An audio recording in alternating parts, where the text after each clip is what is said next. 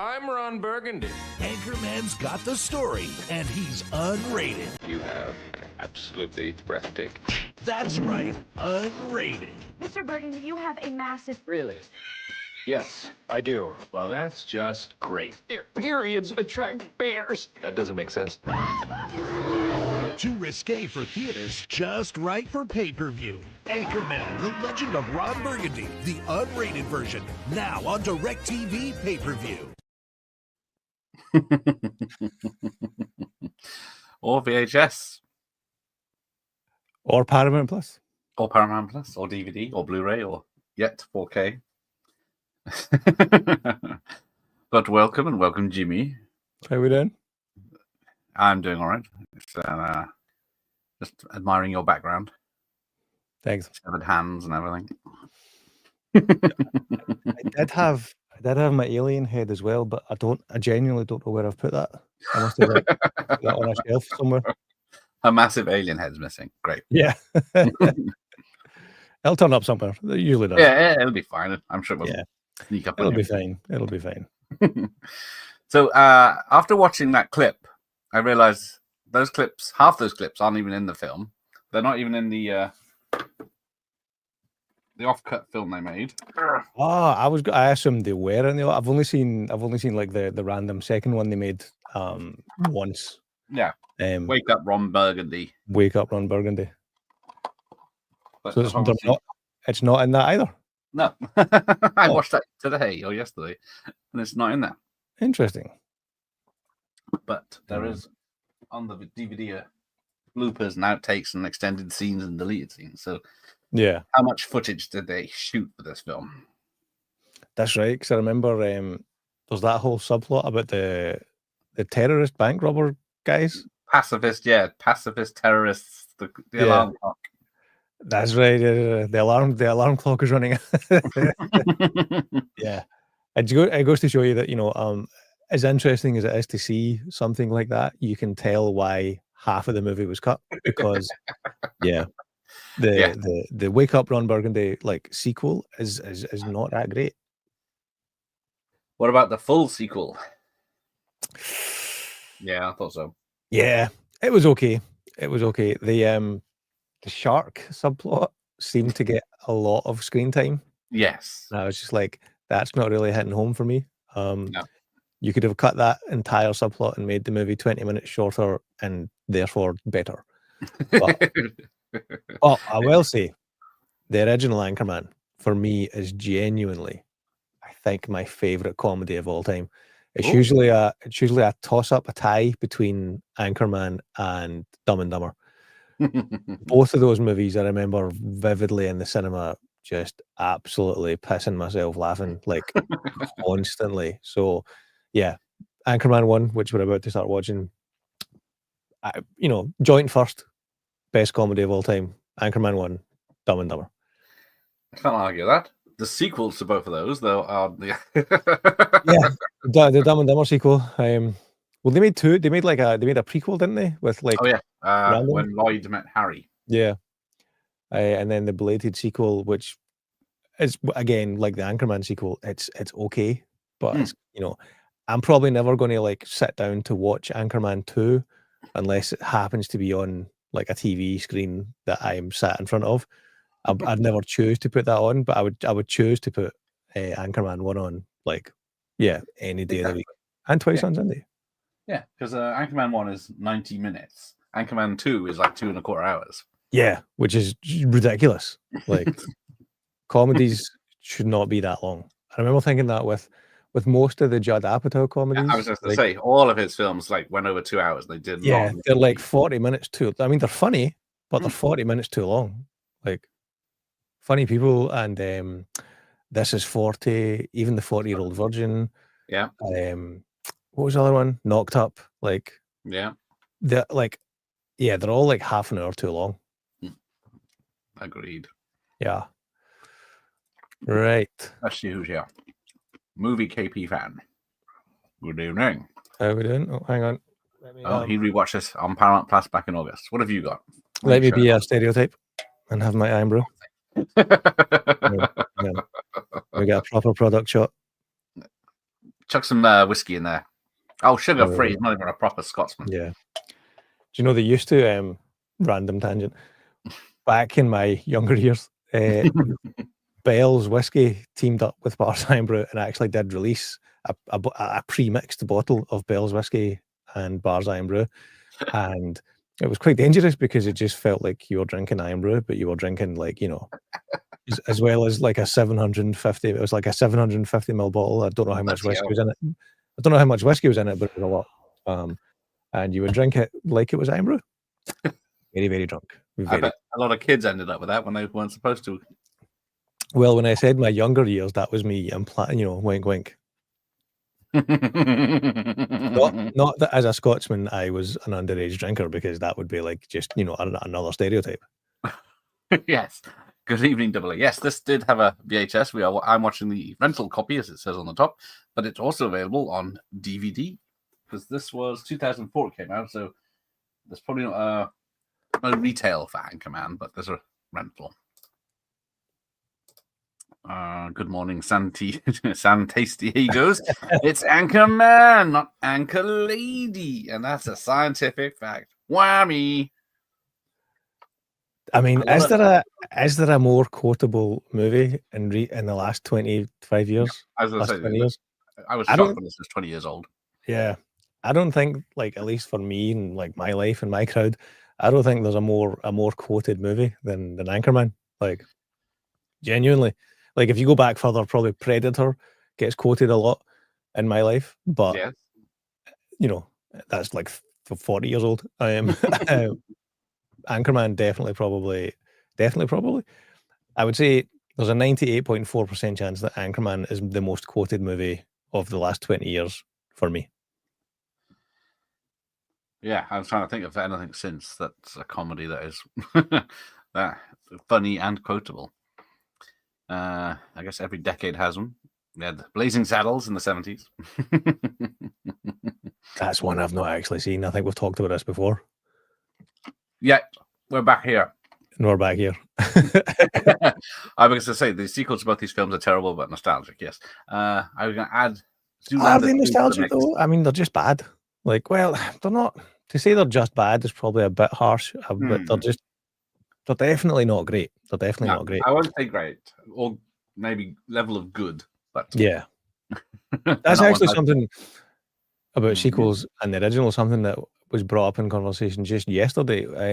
Like, whether a sequel's bad or good, but let's for argument's sake, let's say the sequel's bad, like really bad. Does that irreversibly affect your opinion and your enjoyment of the first movie? It came up in conversation because we're talking about Gladiator. Yes. Because I saw the new Gladiator 2 last night, and it was brought up into conversation, like, you know, is it okay to whether you like or dislike the sequel? Does that affect your enjoyment of the original? No, because like I can watch Aliens and love it, and then of course Aliens 3 they go straight into killing the characters, but my mind isn't there when I'm watching the first one. That's probably a good example, yeah, because there's been many less than stellar sequels to Aliens, but it doesn't affect my enjoyment of Aliens. Yeah, no. So there you go. We've answered the question. Well done. There we go. Well, next one. Number 2 is pretty rubbish. I did laugh at that more than I laughed at Anchorman 2. Other than the opening joke, or one of the opening jokes in Dumb and Dumber 2, like where he's been pretending to be in, like, you know, the home. Other than that joke, I cannot remember anything about Dumb and Dumber 2. Anchorman 2, I maybe remember a little bit more, but both of those movies I think are movies I've only watched once, whereas the originals I've seen dozens and dozens of times. Cool. Dozens of times.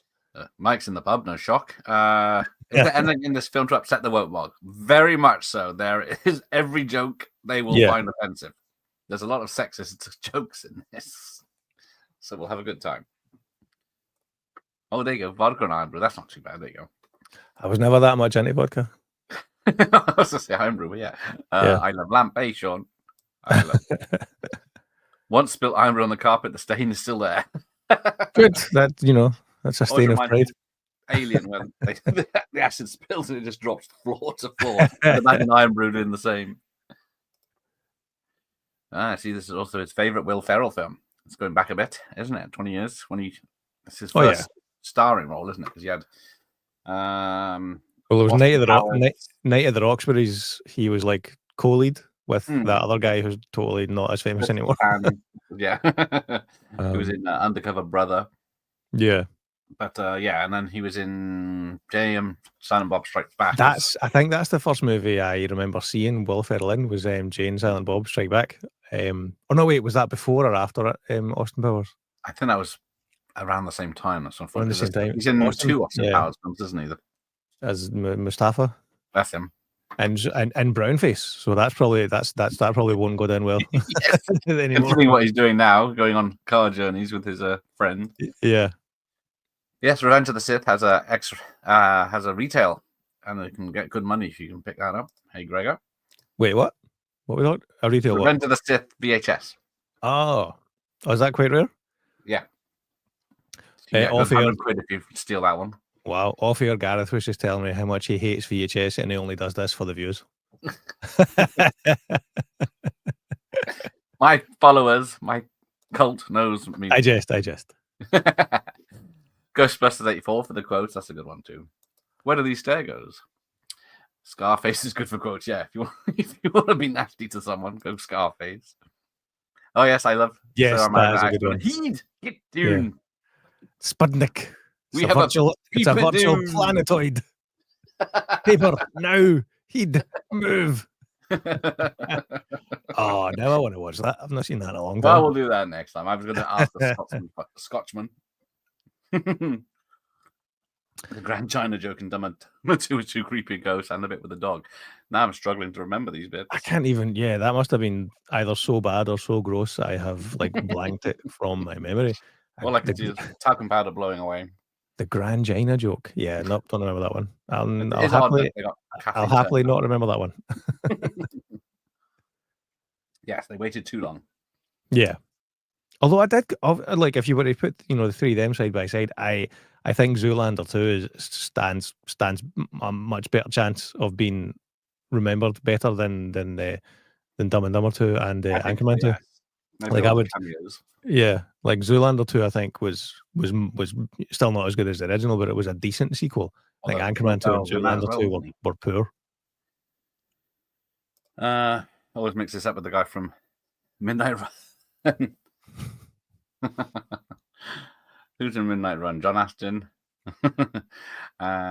What's Charles Grodin? That's De Niro, isn't it? Midnight Run. Yeah.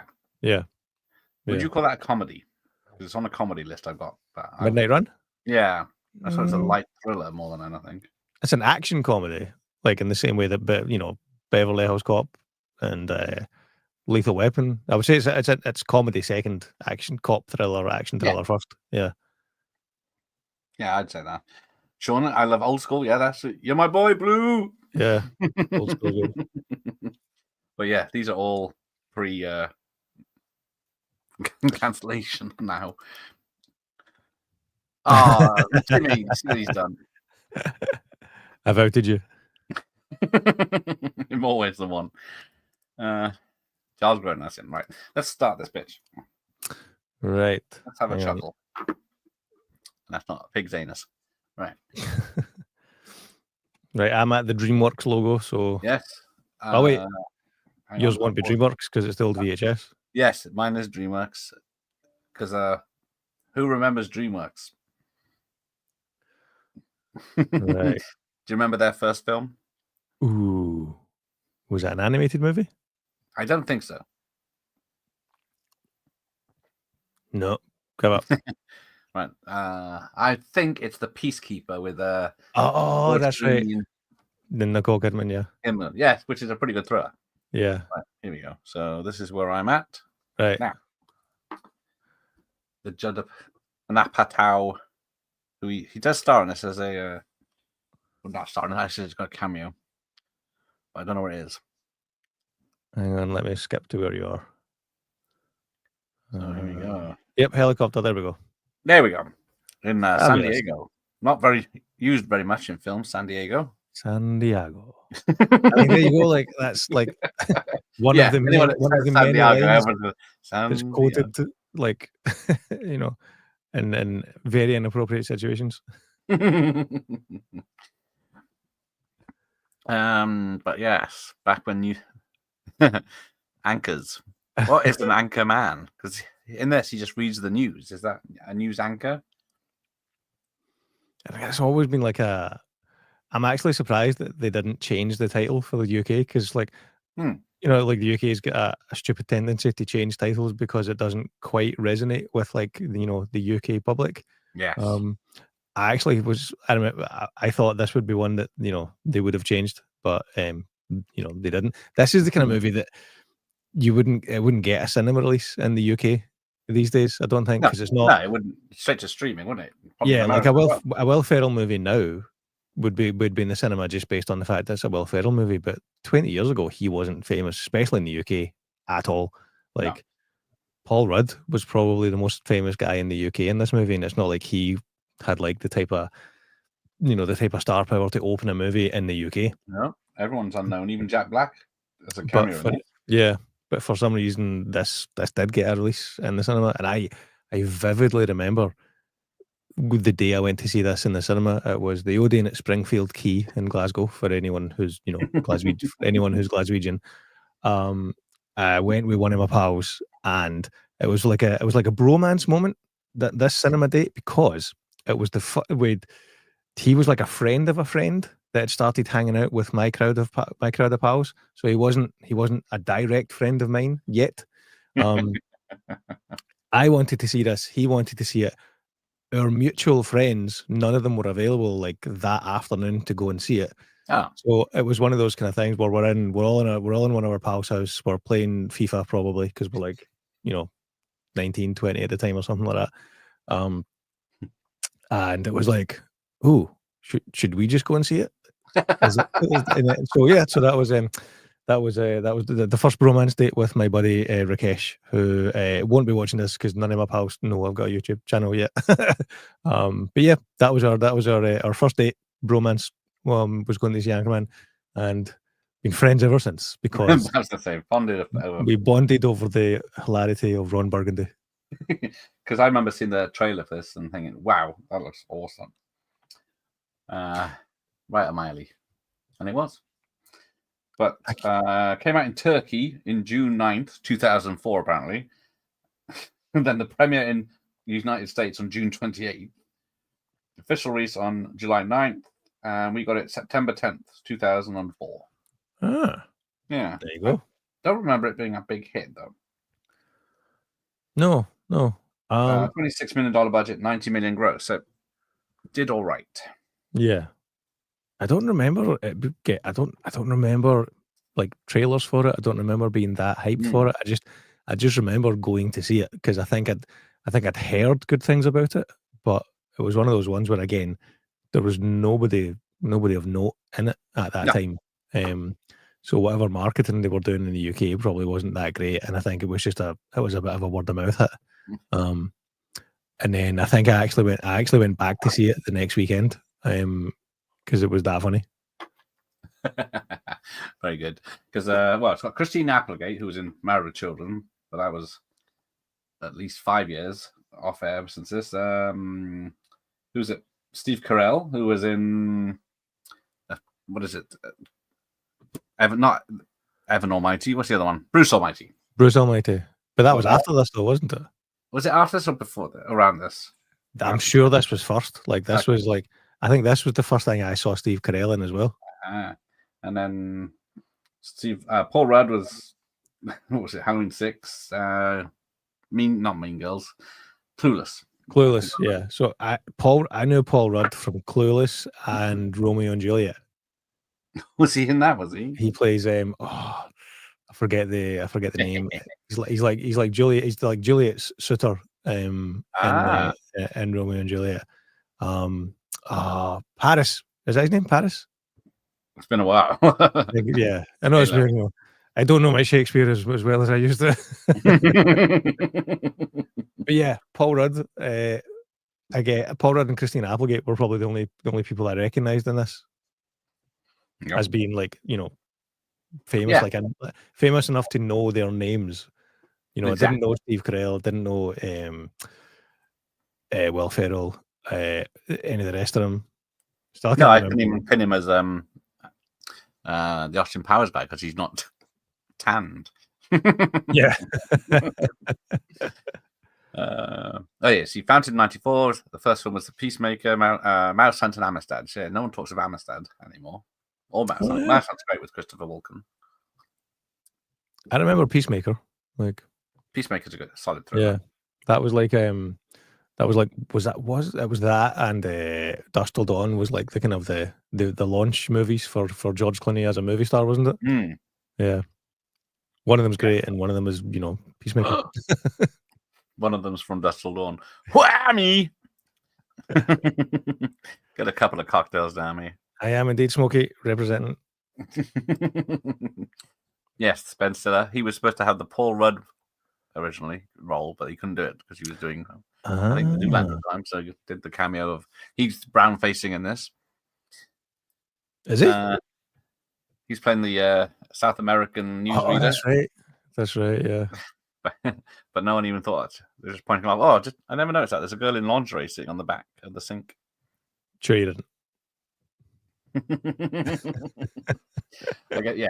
Vince Vaughn, I guess, Psycho, because he was only known because that bombed hard, and I think only film people would know him back then.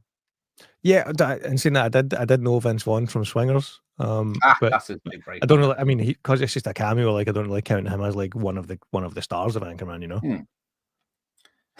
Paul Rudd's Oscar-worthy performance in that.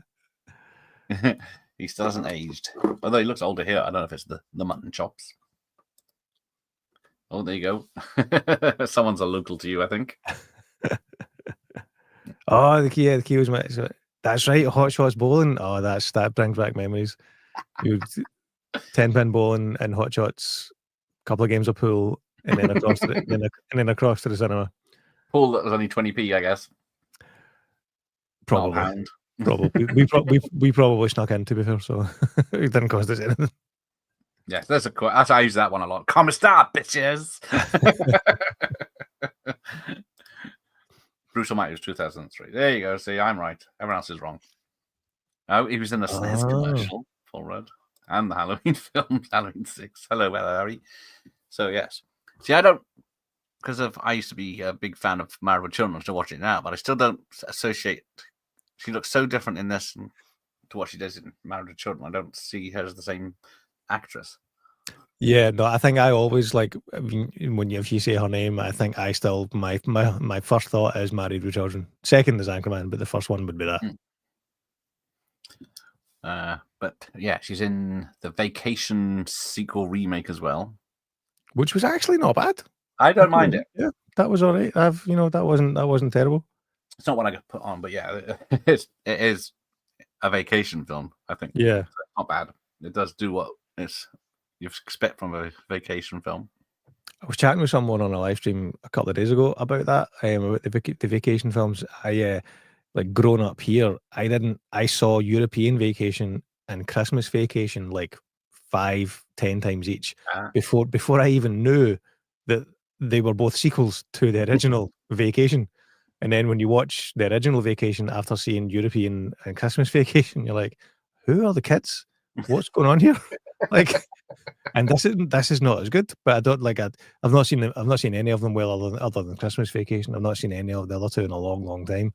But I just remember being quite disappointed when I saw the first Vacation because I'd seen Christmas and European so many times that watching the original, like, it looks older, it looks cheaper, it's different kids. I'm just like, this is not as good. Not enjoying this, guys. Oh dear.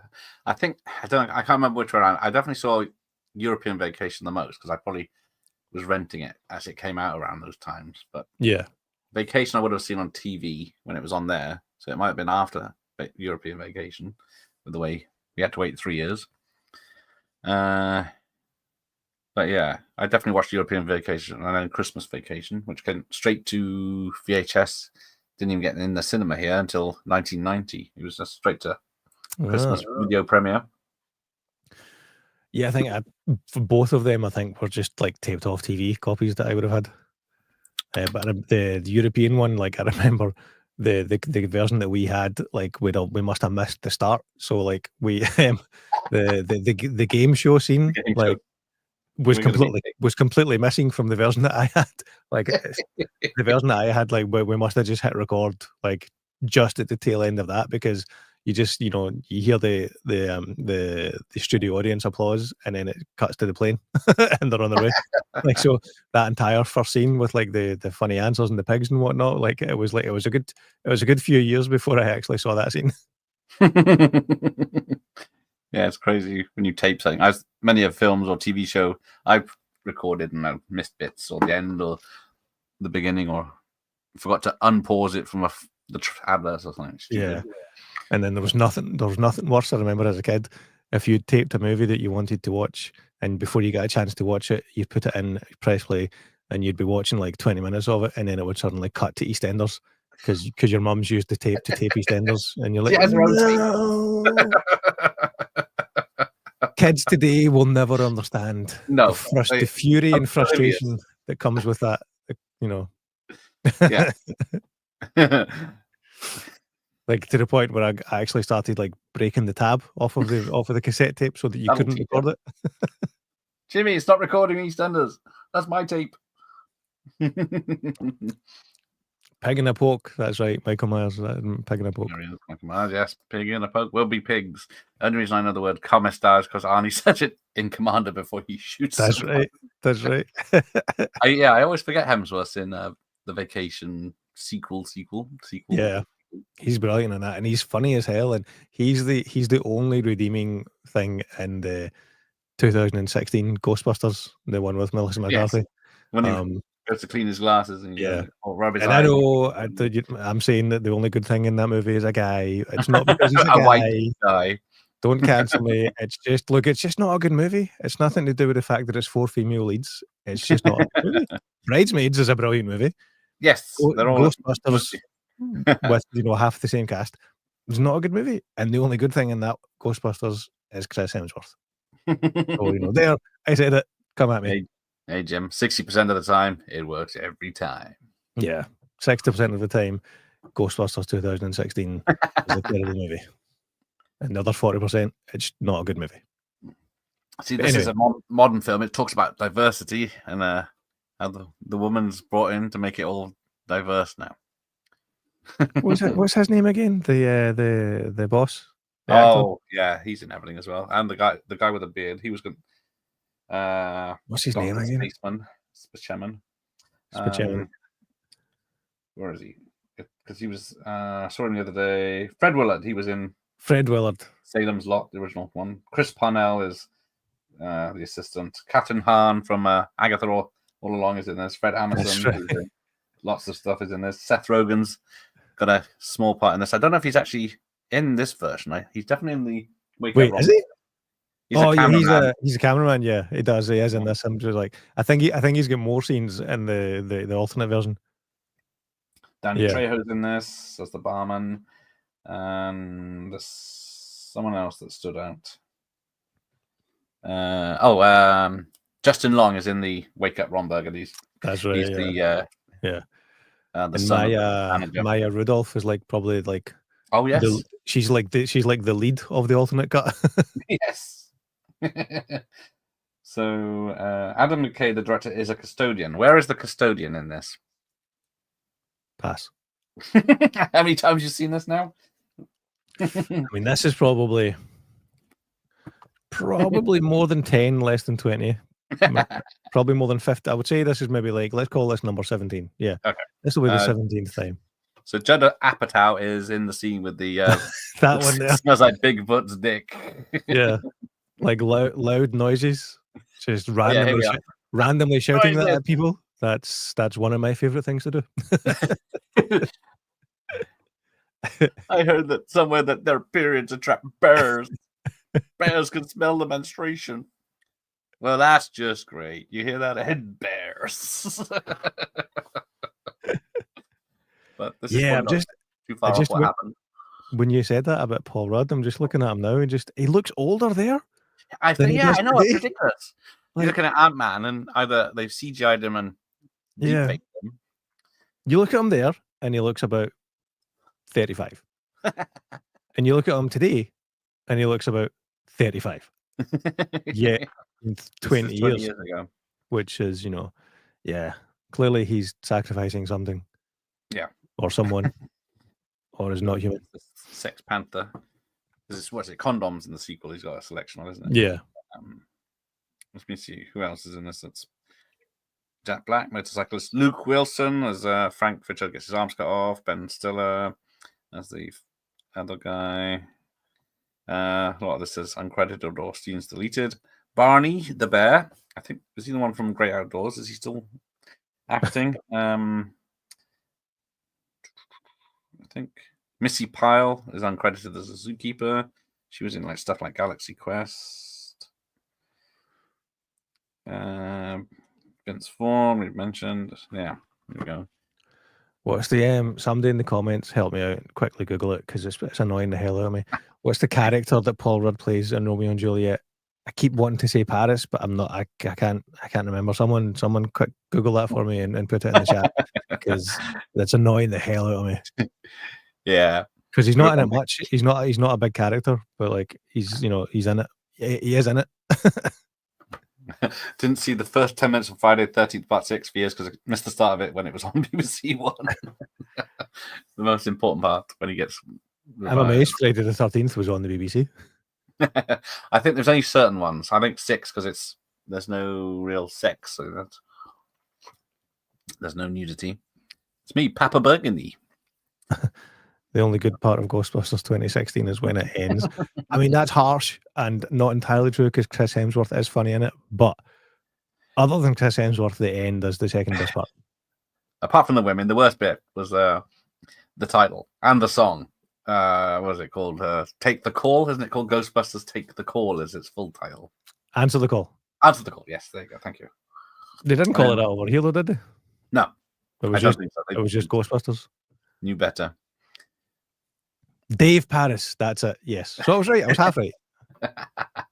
Dave Paris and Romeo and Juliet. Yeah. That's what, ironically, that's what, even though he was like, he's Ant-Man and he's an Anchorman and he had that like massive role on Friends.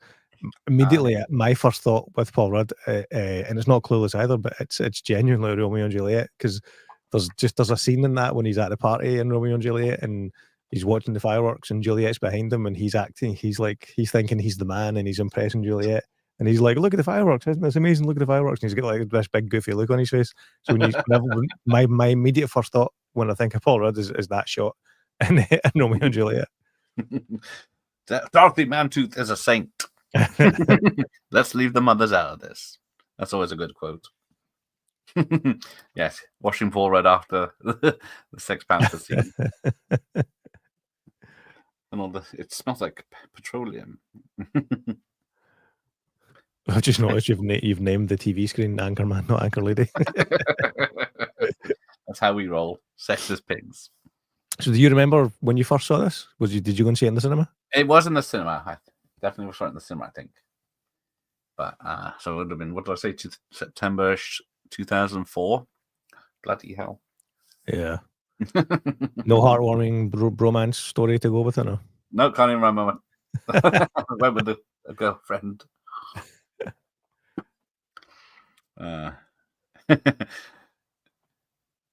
Stop hiding behind those phony numbers, Burgundy. I hate you, Ron Burgundy. Yeah, this was definitely after Swingers, wasn't it? Because Swingers was like late 90s, wasn't it? Yeah. Have you read Burgundy's book? No, but I have it. I haven't read it. I think I've heard the audio version. I am the world's slowest reader, possibly, genuinely. It's taken me about... I average about one book every 2 to 3 years. It's genuinely taken me... So the last book I finished reading was Will Smith's autobiography. Now, I got that as a Christmas present, probably, I think, when it came out. And that was before he slapped Chris Rock. and it's taken me that long to finish it. Like when I first got it, like I read it for a couple of days and was getting really into it, and then I just stopped reading it because I've never been a big reader. No. And then I wouldn't touch it for months, and then I'll read a chapter randomly, and then not touch it for months. And then if it wasn't for the fact that I was on holiday in October there, and I purposefully took it with me to finish it on holiday, so I probably got it 3 years ago. It took me 2 years and 11 months to read half, and then 7 days to read the second half. But it was good. It's a good book. Like if you like Will Smith movies, it was. I liked that he, unlike the Matthew McConaughey book, which was the book I read before that 6 years ago, that was Matthew McConaughey's book. He barely talked about the movies. Like I want to hear the behind the scenes. I want to hear the story about the movies, about the scripts, about how he chooses the parts and stuff like that. He barely talked about that. McConaughey's book was mostly hippy dippy crap, which in hindsight should have been obvious. Playing bongos while high. Exactly. Whereas Will Smith's book was more quite matter of fact about this movie, and this is why he did this, and this is what this movie meant, and this was the behind the scenes of this, that, and other thing. So, as much as I enjoyed it and it was good, because the book came out like I think the year before he slapped Chris Rock, it definitely feels like it's missing a chapter at the end. Like if they ever bring out a second edition of the Will Smith autobiography where he does talk about that, I will 100% get that and read that, because would love to know what he genuinely is thinking about that, because I don't think he's properly processed that and got to grips with that. But there was he talked about this in the book. There's I don't know why I'm focusing so much on Will Smith, but he talks about that so much in the book.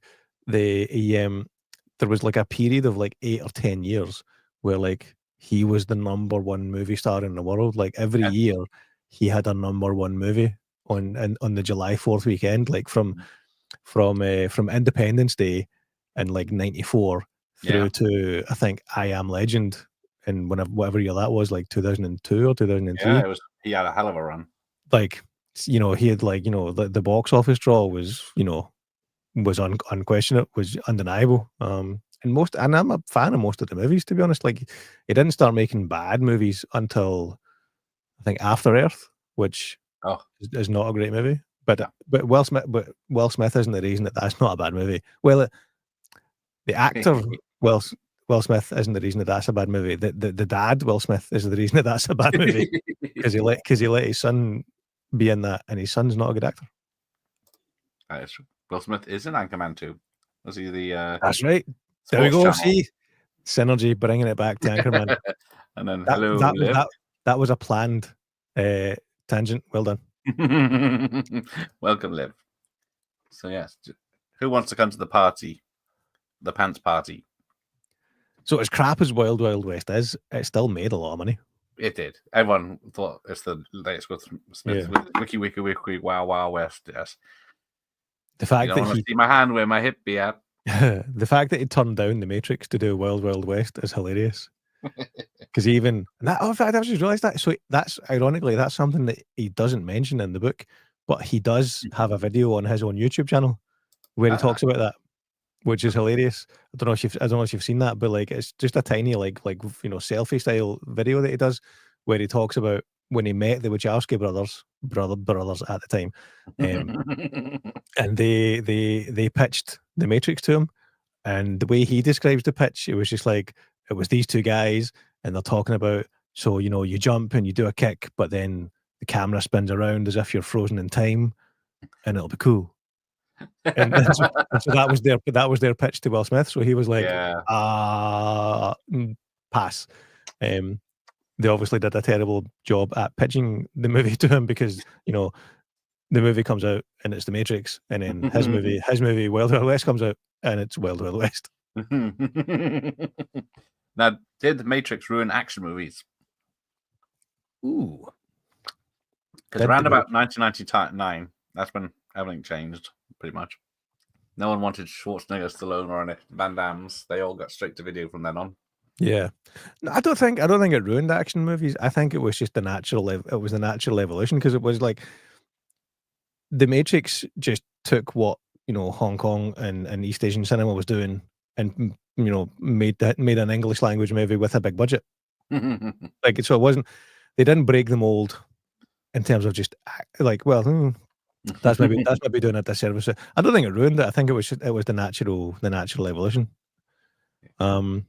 Michael Myers is asking, who was he going to be in the Matrix? The Keanu role? Yeah. So he was offered the role of Neo, turned it down, made Wild Wild West. But he made a good point as well. He said if he had taken the role of Neo, there's no way that Lawrence Fishburne would have been cast as Morpheus.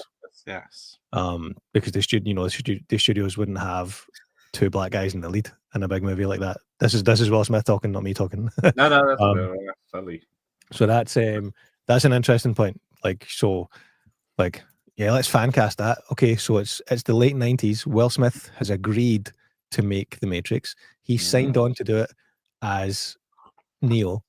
Who do you cast as Morpheus? Sean Connery.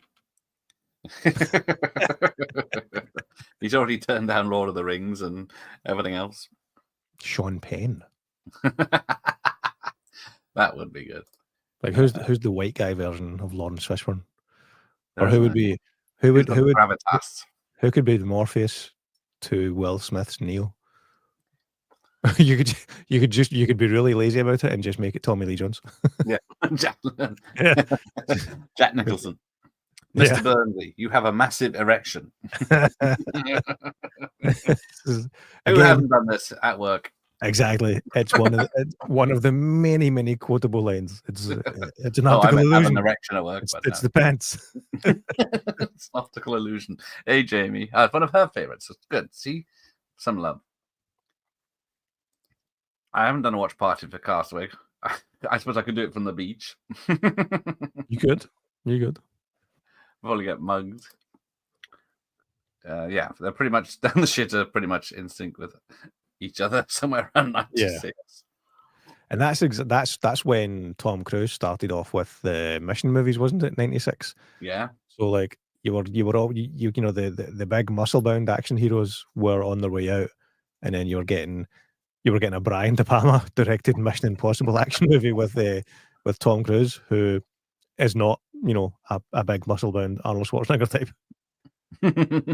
No, but you got this bit with the panda, which people see in 2000. You see it as a joke; they're just reporting on a panda, but it would have been actually on the news. Yeah, in the 70s as big news. The panda's giving birth. Oh no, it's even more recently than that. In the past 5 years, it was big news up here because Edinburgh Zoo had pandas for the longest time. I think it was only recently, only in the past couple of years, that they got moved. They got moved on. But yeah, there was pandas on the news was a thing here in Scotland for a long time because Edinburgh Zoo had pandas. I never went, never saw it as that big a deal. But yeah, it was news. It was news up here. For the mums. Yeah. Hey, Ian, I'm doing some work just stopping by. I haven't seen this film before. Bloody hell. This Ian bloke's he's on a knife edge. Oh, he hasn't seen a lot of 80s films, and now we find out he hasn't seen 2000 films either. Dear you absolutely have to watch Anchorman. It's joint best comedy of all time. Alec Baldwin could have been Morpheus. He's got the voice. Alec Baldwin. It's not Welsh. That's not Welsh.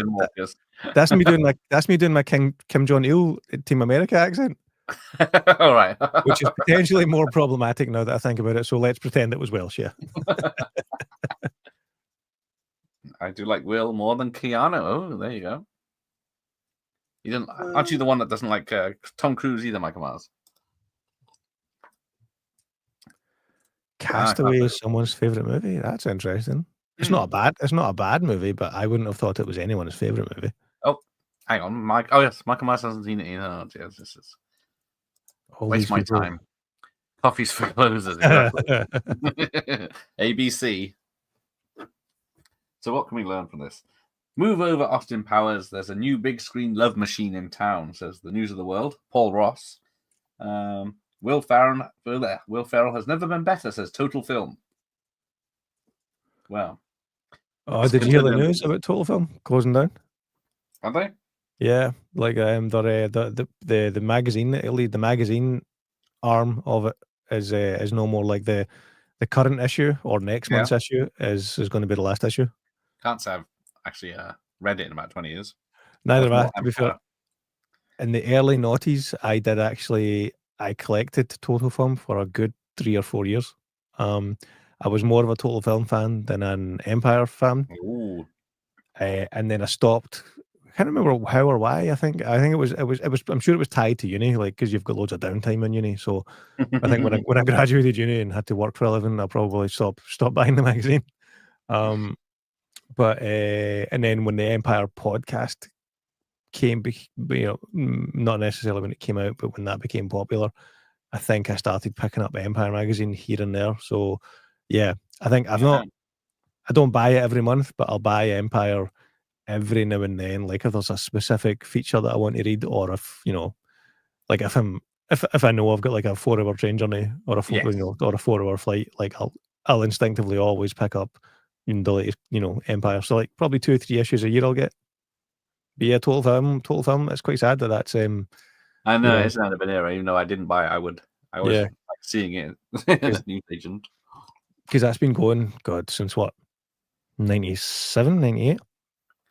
Yeah, it was definitely mid-90s because Empire was 89. I think Batman was the first or second copy that came out. Right. Right. So Will Ferrell was in Austin Powers in 1997. Night of the Roxbury 98.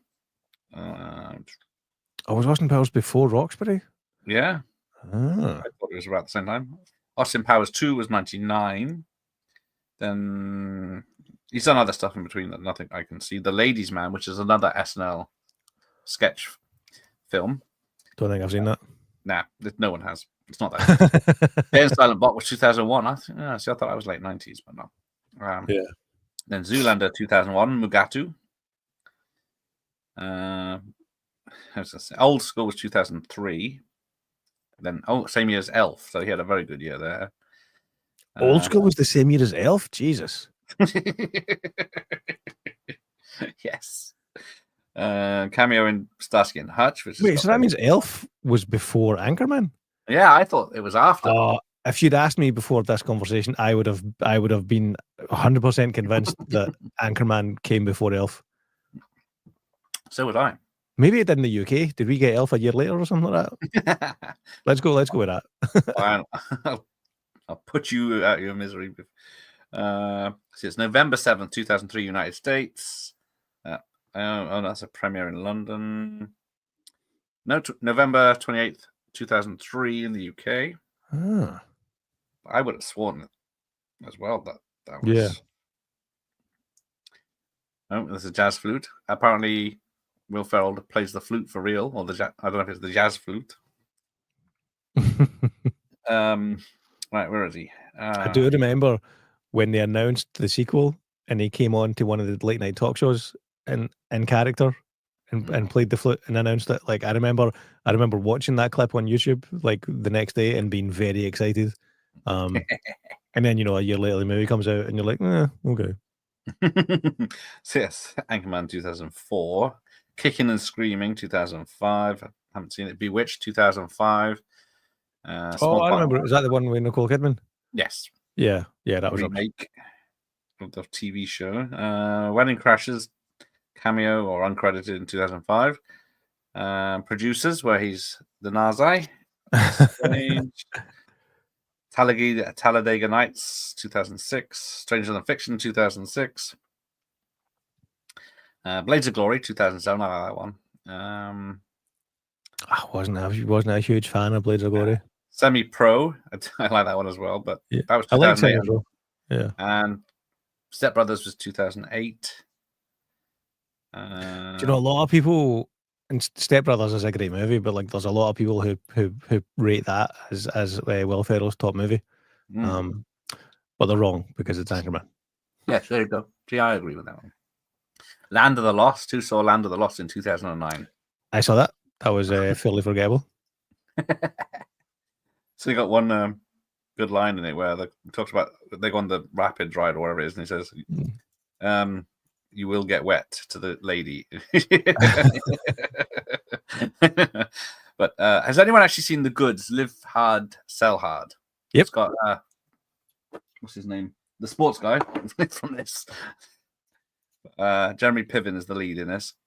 But yeah, and it's got Catherine Ahern in it, I think. Not Ahern, whatever Agatha is. Agatha. Let's just call her Agatha from now on.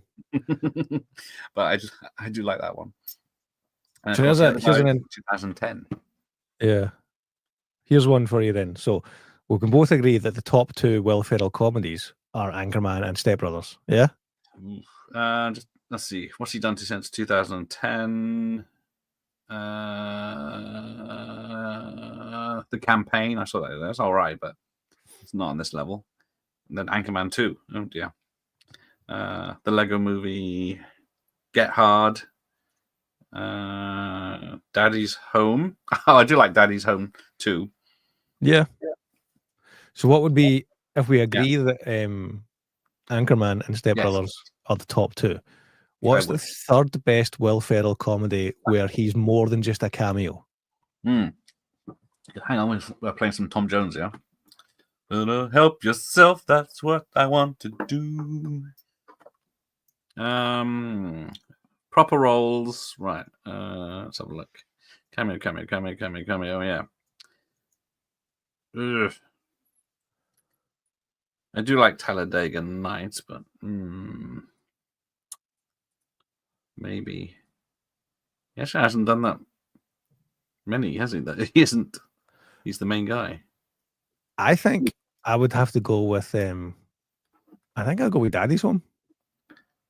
1 or 2. I like 2 because it's a Christmas movie. Yes. Yeah, I think like the kids like both of those movies, but I think whichever one is always on Netflix is they'll keep that in the rotation. I think would that I do. Well, hang on. Would you say Mugatu is a cameo, or is he like a cast member? He's barely in it, isn't he? He's only got a few scenes. But it's probably more than a cameo. Well, you wouldn't say it was a Will Ferrell movie. No. So, okay, so we'll disqualify that then. Yeah. So it has to be one where he's the lead, or at least the co-lead, for the third best Will Ferrell comedy. Well, Larry's got other guys. What would? Oh yes, mate. The other guys, 100%. The other guys. that would be the third one. Hey, Bronson. Step brother. The brilliant thing about the other guys is that Will Ferrell plays the straight guy, and Mark Wahlberg is the comedy genius in that movie. And you're like, who knew he could do comedy and do it so well? That movie is so bloody funny. Another one that's very long, but yeah. But just the scene where Mark Wahlberg meets Eva Mendes as Will Ferrell's wife for the first time. I remember absolutely pissing myself laughing at that one. Like the way he plays that, the way Mark Wahlberg like his face in that for that whole scene is just that's brilliant. Like, and again, who knew Mark Wahlberg had like serious comedy chops? But there you go. Those bitches better be wearing jimmies. I totally forgot about the other guys. Well done. Who was it that gave us that one? Horror Cat Dad? Yeah, it was Mr. Larry. Yeah. Mr. Mike Lowry. Okay. So my top 3 Will Ferrell comedies then: Anchorman, Step Brothers, The Other Guys. Yeah, that's a good trilogy there. All right. Yes, and just Kim Jong-un is funny. I think you're all right if it's North Koreans you're taking the piss off. Yeah. Charles Bronson, I think, would have been dead for about 5 years by the time. Charles Bronson is Morpheus. That's an interesting concept. Well, it's really quite simple. It's kind of like, I don't know if Jimmy's going to join me in this. Gonna find my baby, gonna hold her tight, gonna grab my son, delight. No. I bought Total Film and Empire was out of stock in definitely Smith's. I think that's when unless it was something on the front that astounded me, I always went for Empire. I think Total Film, at least in the late 90s, early noughties, it felt like they were the edgier, newer, cooler one. Like, they were the Tarantino of film I didn't like magazines. them. Empire was Spielberg, and Total Film was was Tarantino. Yeah. So both good filmmakers, both good magazines. But you're young, you're at film school, you want to be cool. Empire was your dad's magazine. Oh, Michael Myers was too busy looking at the top shelf until they ruined it by putting grey plastic covers on the pictures, so you could only see the title of the magazine. That's right. Not that I would know about such things. There's been a few, how to do like the subscriber only cover for Empire. I don't know if you know that. There's been a few that I've seen the pictures of in the past couple of years. That's been like, that's a beautiful piece of art. Like, should I subscribe just to get that cover? But then I'm like, no, that's mental. That's how they get you. Yeah, but even as recently as like last month or the month or 2 months ago, when they had on Empire, it was I think it was just last month, October's issue. Anyway, the front cover was Terminator, because it's the 40th anniversary of the Terminator. So the regular edition is just like one of the standard movie posters, but the subscriber only cover was done by an artist whose name escapes me, but it was a beautiful like Tokyo Neo effect, effect of a Terminator skull, and I was like, that's like, it was that good that I was like, I need to track the artist down on Instagram and see if he's got a shop to actually buy a copy of that print. Yeah, because it was like, honestly, it was like, I mean, Terminator's like, I love the Terminator movies, the franchise as a whole, but like just the imagery for Terminator and the skull. Like, have I got any in here? I don't think I've got any in here, but like in the other rooms, I've got like far too many bits of Terminator, faff. Like, I've got, I think, 4 or 5 various endoskeleton skulls. Some of them like cheap tat, some of them stupidly expensive, but all of them cool. All of them cool. Or you could do what I do and just find it online and print it off. You mean all those covers are fake? I mean, buy it legit. Well, the VHS are legit. It's just everything else. Well, the Batman poster's legit. Was it the? Oh, I've got that one as well. They were giving that. That's the poster they were giving away at the cinema, wasn't it? Yes, I got a stack about 50. Yeah. I picked up. So when I saw Gladiator 2 last night at Cineworld, they didn't have the posters, and then I saw today on their social media they're giving away posters. I was like, mother, I was there last night. You didn't have posters? Yeah, for the special people going to the premieres. I picked up a Venom one because when I saw Venom a few weeks ago, because my wee boy loves Venom, so I picked up a poster for him. So that's pretty cool. Venom 3 is free on YouTube if anyone wants to see it before it's taken down. It's a rip of the cinema job, but yeah. Right. There's no way that'll stay on for long. No. Same happened with Deadpool when it came out. Did it? Did they manage to get a version on YouTube? At least half a day. All right, where did I get to? Gator don't play no shit. Oh, I've only seen Elf and Austin Powers. I'm very badly burned. Everything must go. That's a good one. That's like, he's a bit of a dramatic role. That's like he's going through a midlife crisis. His wife kicks him out, something like that. Like, and then I just recognize the poster. He lives on his front garden in a Barker lounger for like a few days or something like that. Kicked out by Rebecca Hall of all people. So yeah, I've seen it, but I wouldn't even be able to remember the actress. No, I can't remember a thing about it, but I have seen, yes. But I've also been yogging.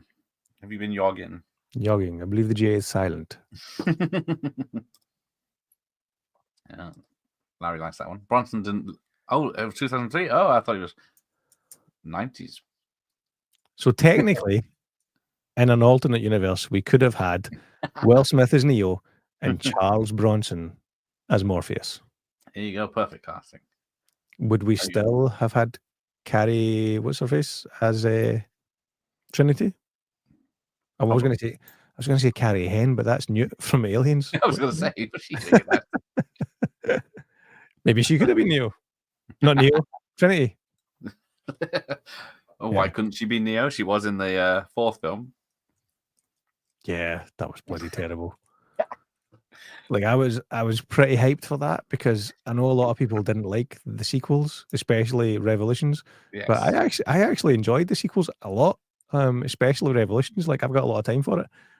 But I'm also one of those guys who prefers Return of the Jedi over Empire Strikes Back. So I appreciate that puts me in a very small minority. The world knows now. Yeah. but I really enjoyed both of the the second and third Matrix movies, and then I watched Resurrections. I was like, oh, why? That's an example of, we were talking earlier on about like, does a bad sequel alter your opinion of the original movie? Yes. And Resurrections probably comes close to being a culprit of that, because that's a bad movie. Like, yes.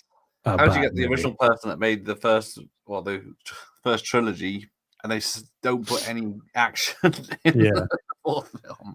Like, I think the only redeeming quality, or the only thing that I found interesting in Resurrections, was like, there's the scene where the characters are talking about the fact that the studio is going to make it whether you want to or not, so you might as well do it.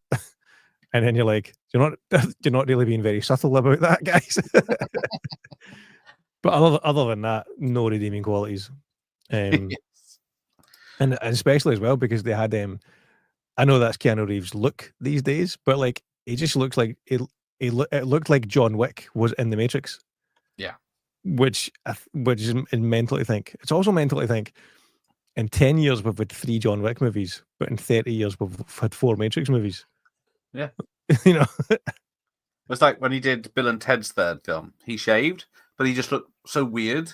Yeah, it looked like John Wick had shaved. Yeah. Like the airbrushing they did to Cabal's face in Justice League. It looked like they just airbrushed his hair out. This is when he punched the dog, like howling at the cinema, like that, like just absolutely howling at the cinema when this happens. It's like completely unexpected. Yeah, and of course, it just comes out of nowhere. This is happening.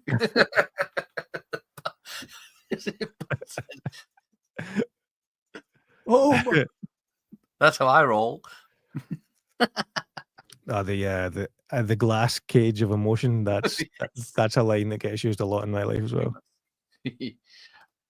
I have Tony Genesis somewhere, which is also cheap tats. Yeah, like for the more recent movies, that's the annoying thing. Like, the more recent movies had some really cool merch, but you almost like want to file off the bit at the bottom that says Genesis, so it just looks like a regular T800 skull, and it's not associated with Genesis.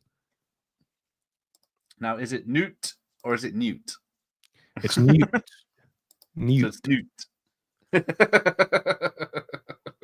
If you're American, it's Newt, but it's still spelled with a W.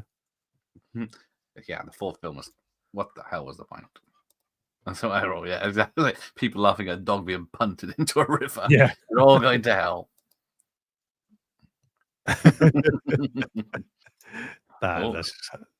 All sequels diminish the original for me, unless they are written around the time of the original and intended to be a series from the get-go. That is, I mean, that's a, what's the word, like a totalitarian point of view, but fair enough.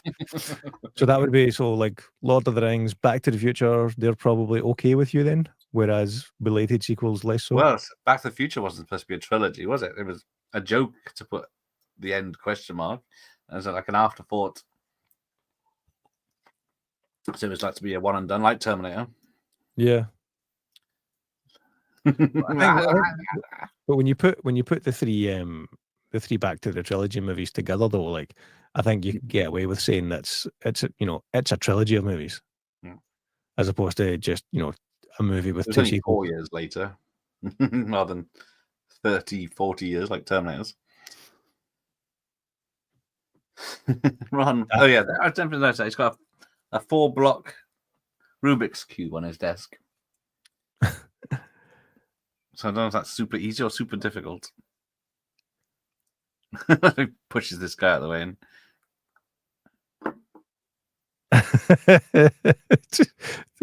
Where here it is here, Steve Carell's face. Staring at her. Yeah. You're not wrong. We're on in 10. Good luck, lady. Sexist pigs. Oh, did I completely miss it? The Tits McGee line? No, that's coming up, I think. Oh, good. This is where she first. That's also a much quoted line. Yes. I use Tits McGee a lot. Oh, Dark Fate was worse than. Yeah, I would agree. Dark Fate was worse than Genesis. It was just a remake of the second one. Another controversial opinion. I quite enjoyed Dark Fate. I enjoyed the first watch. I hated it on the second watch. I've only watched it once, so I'll maybe try and not watch it again then. But no, I quite enjoyed Dark Fate. Genesis was. I think I've seen it 3 times. Genesis wasn't great, but Genesis was one of those movies where like the trailer for Genesis was just stupidly spoilerific. Like, so spoilers for Terminator Genesis. If anyone's not seen Terminator Genesis, turn off just now because I'm about to spoil Terminator Genesis. But the fact that John Connor is a like hybrid cyborg or something, but also the fact that they put that in the trailer. I don't know if you remember that. They put that in. They put that in the bloody trailer. I was like, that's like, the movie. Wow moment. The movie would still have been a pretty rubbish movie, but at least you would have been quite shocked with that if they'd managed to keep that a secret.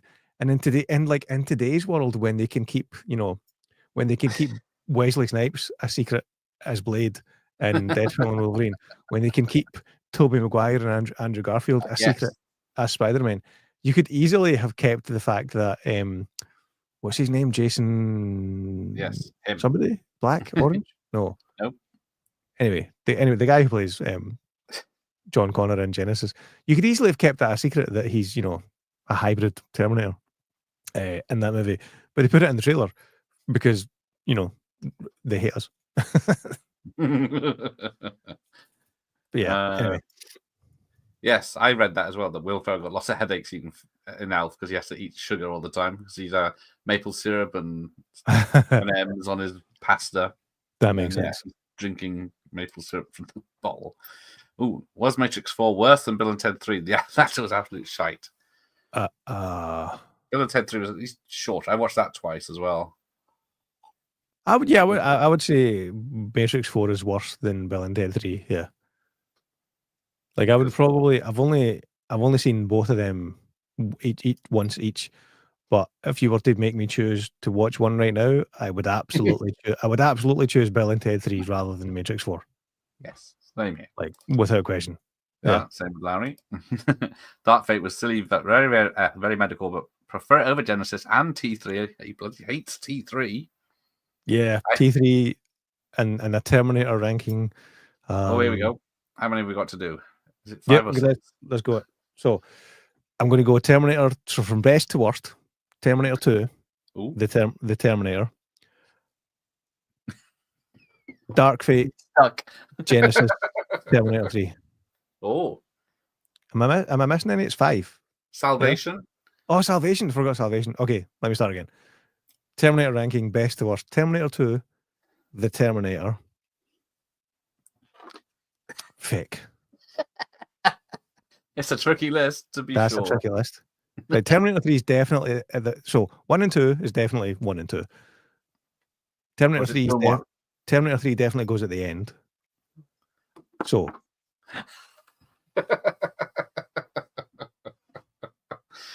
yeah. Okay. I've got it. No. Right. Terminator ranking best to worst. Terminator 2 is the top.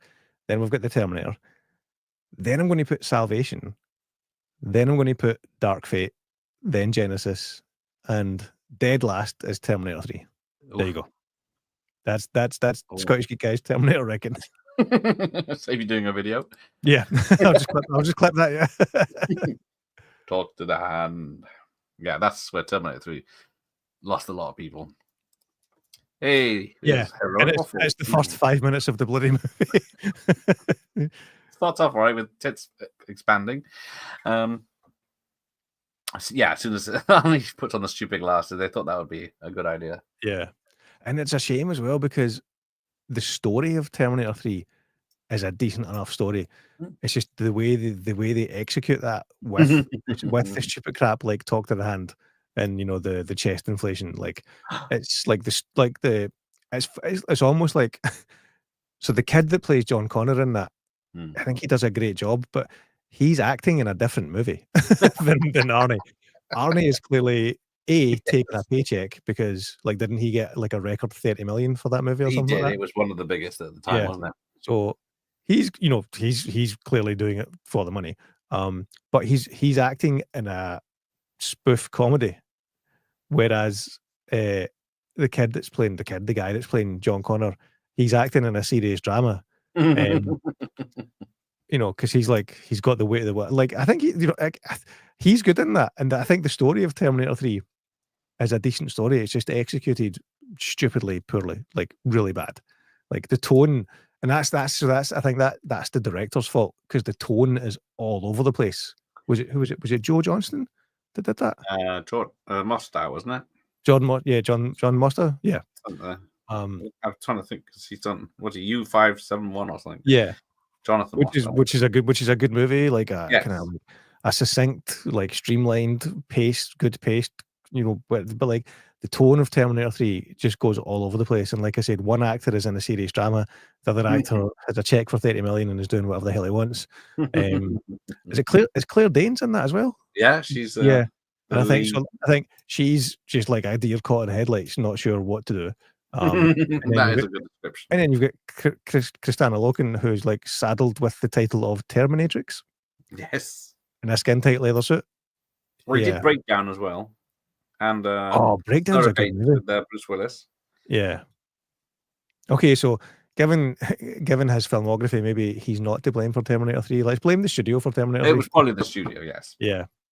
The studio wanted a PG-13 like jokey, funny movie, which is mental considering. Okay, Terminator 2 was a 15, and then Terminator 1's like an 18. So you go in the space of two movies, you go from like essentially a horror action movie to funny sunglasses and talk to the hand jokes. And talk to the hand was like 10 years out of date by the time they did that in that movie as well. We need to change the subject because we're spending too much time bitching about Terminator 3. I was going to see if it's been upgraded or downgraded. I would think it's probably still a 12, isn't it? T3 is a 3 stars out of 5 movie. Ian is smoking crack. Ian, you're wrong. What the hell, man? 3 out of 5? 3 out of 5 for Terminator 3? Too low. No. It's a 12 still. There you go. At best, at absolute best, and I'm being generous, it's 2 out of 5. And I would actually put it high, so I'm Genesis over Dark Fate Salvation for me. Okay, how is with your ranking best to worst Terminator go? 2, 1. This is like I said, this is really tricky. But do you have an obvious last place pick? At the moment, it's Dark Fate, but it could change if I watch it again. Okay. If I give it a third watch, that's it. Salvation. Ben's, yeah. Oh, I'm not a fan of anime, so I haven't seen the new Terminator anime. Yeah, I've not watched that either. I don't dislike anime. I've got no desire to watch a Terminator anime TV show. It's one of those ones where if I've got literally nothing else to watch and I happen to have that downloaded on Netflix on a plane, maybe I would watch it then. But it's not on my watch list, to be honest. No. You back off, Evening News team. One thing about this film, there is a lot of smoking, which is good because it is a 70 set film. Yeah. Probably not as much as they'd like to do to make it real, but is there not a weird ratings rule in America that if you're smoking, you get an R rating? Probably these days. Here's my time list. 2 minutes 2, then shit. Oh, come on, Heroic Waffles. You're telling me that you don't like the first Terminator movie? Here we go. Rob's Exploitation Review says, Is it 1, 2, 3 to 5? Who cares? They suck. Yeah, that's I wouldn't wholly disagree with that. Like I've got there's elements of Salvation that I like. There's I elements was of going to that. say that. But then the whole story doesn't make a fucking lick of sense. How they send the Yeah. Terminator out to bring everyone together in one place, but then he meets all the people he has to kill along the way anyway. Yeah. So killing them off would have made no difference. But that's it's the prequel problem. Like any movie that's a prequel, like that John Connor doesn't die. Even if they do mess around with like timelines and multiverse shenanigans and all of that crap. If it's a prequel like that, inherently you're not going to be as invested because, well, that's John Connor. We know he doesn't die. It's I think that's one of those ones where for so long people wondered, what the future war looks like. So with the tiny scenes that you and that so that this is probably as much as even though I put Salvation as third on my list, like you've got those scenes in Terminator 2 that shows you the future war and a couple in Terminator 1, but like mainly Terminator 2. So you've got those future war scenes in Terminator 2 that look cool they look very cool. Yes. And then they make a movie about that timeline that looks nothing like the scenes that were in Terminator 2. Like it's a completely different. It's a completely different visual aesthetic. It is weird. That's like, this is not what we wanted, guys. Like, you gave us a glimpse, you gave us a taste of what you wanted. Like, you gave us the good heroin for like a tiny, wee bit, and then you sold us, baking powder. I'm not talking about ice cream trucks in Glasgow. No. Oh. And I'm glossing over the fact that you're saying Glasgow to annoy me. I've interviewed 2 people, stunt people from this film. I could have reached out to get some information on them. Never mind. But yes, here comes the fight. So we forgot to mention the other guy that cameos in as the news. What's his? It's the shot that's coming up where Brick there just holding a grenade. A trident, and they got the Planet of the Apes, the net, and drags him away. Who's the other actor? It's uncredited. The serious actor from Shawshank. Oh, Tim Robbins. Yes, so he did this and High Fidelity the same year. And both of them, he wears a wig in, and apparently he got to keep the wigs, and he sometimes wears them as Halloween costumes. Dresses up his old characters. High Fidelity is a good movie, man. I like that movie. Yeah. I love the Beta Band's Dry the Rain song. the whole soundtrack's cool. Yeah. That's one of those soundtracks that's it's rare on vinyl, so it goes for stupid money on eBay. Yeah. Like 80, 100, 80 quid, 100 quid. It's very expensive. Yeah, it's like Smack, or is it a vinyl album? Depends how I'm feeling that day. Policia! I always want to say Policia when they turn up. How about ranking Arnie movies compared to sequels beyond T2? Like, where would you rank End of Days against T3? I think End of Days is a good movie. I take End of Days over T3, like without question. Like,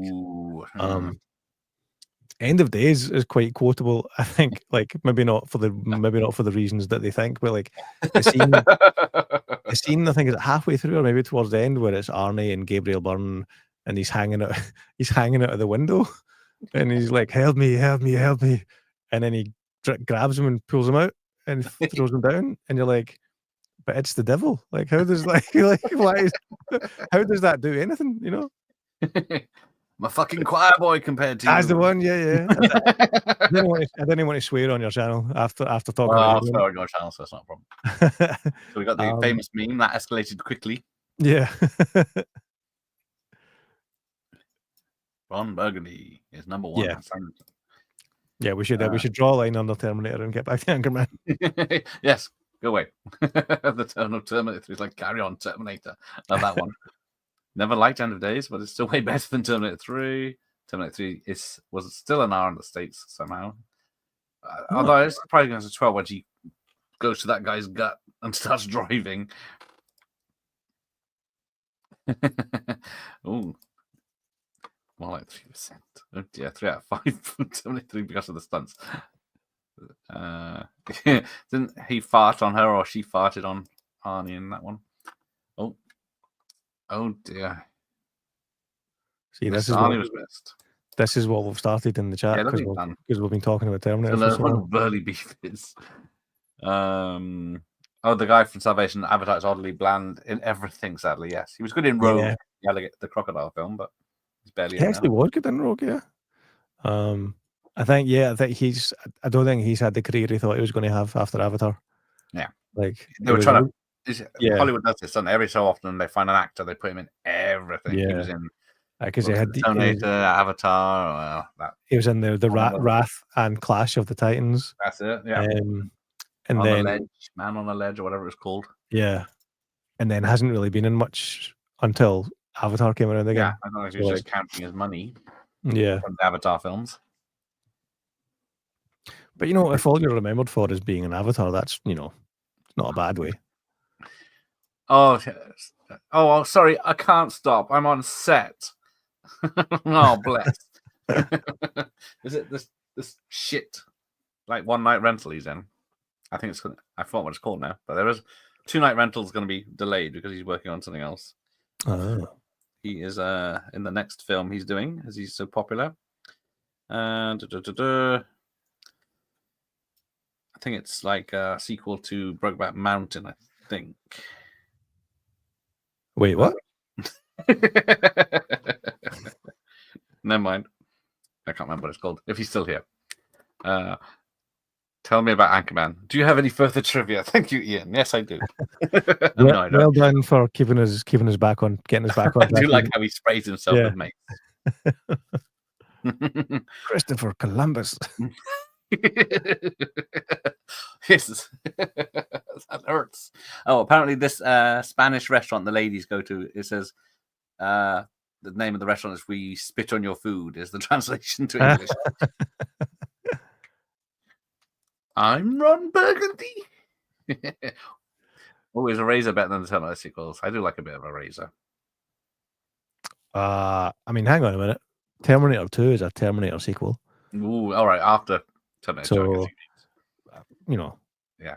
If you're saying Eraser is better than Terminator 2, then you need to never speak to it again. Stupid rental tapes. I guess this is just like your 4K rot. You may be correct, Mike. Jesus. Stigmata was crap, yes. Yeah. Gabriel Byrne's in both of them, and it's a religious film. Is it Patricia Arquette that's in Stigmata? Yes. Yeah. She's like a clairvoyant or something. Yeah. Or she has the Stigmata. Yeah, I've only seen it once. I can't remember now. What's that? Jacob's Ladder. Who's stolen my Stigmata tape? God damn it. Oh, there it is. All right, that's the one. 18 for some reason. I don't think it will scare the hell into you. Jonathan Pryce is also in it. I've only seen it once, like when it came out. Other than her getting the Stigmata, I can't remember anything about that movie. That's about the same as me. I think I'm go fuck yourself, San Diego. I love how he's oblivious. Do you know what you just said? Great Odin's Raven. Hang on, I think I'm like about 20 seconds ahead of you, so I'm going to pause and let you catch up. But yes. Well, I think the is running scared. Ron, why did you do that? Now, let's count to 10. But yes, that would be an infamous sack of offense. There's 3 angry San Diegoites, San Diegans, San Diegans.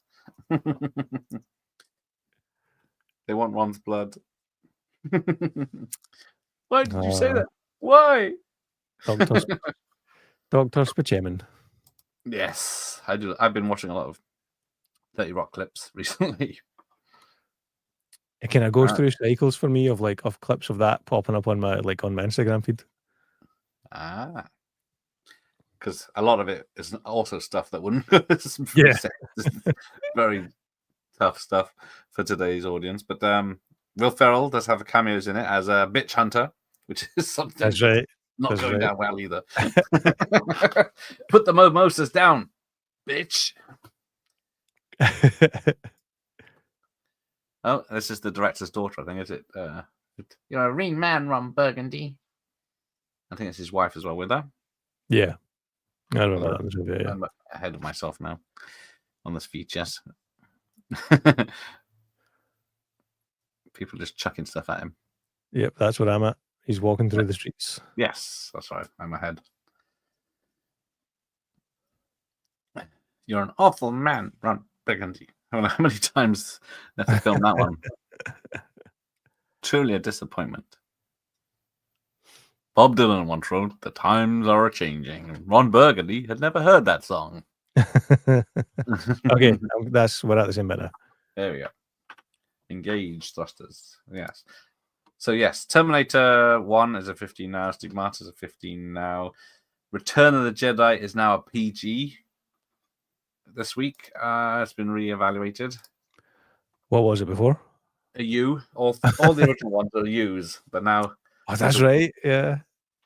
Even though there's arms locked off and all sorts. I was going to say a movie where someone with an alien. Well, I suppose it's only an alien's arm, so that's okay. But it happens a lot. I can't remember why. I thought it was Return of the Jedi in the news. What's Terminator 1? In fact, the new 4K steelbook of that is out like in a few days. I wonder if that's I wonder if that's been reclassified. Because was it Nightmare on Elm Street 1 is now 15, isn't it? And then I think Terminator 1's been a 15 since the early 2000s. Because I remember the original poster I had of that in my room as a kid. It was an 18. Yes, it was. It was an 18 all the way up till at least 2001 when I had a re-release of the DVD VHS that's on that 18. Yeah. So yeah, Return of the Jedi has had its rating upgraded from U to PG because of violence and a scene showing Han Solo frozen in carbonite about it. Really? Not that it matters to a fucking person in the world. But... That's the thing that they specifically call out. They throw like violence and threat in a film, despite being offset by humor and an emphasis on loyalty in adversity. Fuck's sake! And then Mary Poppins is now PG because of a 300-year-old word that no one knew the meaning of. Milk was a bad choice.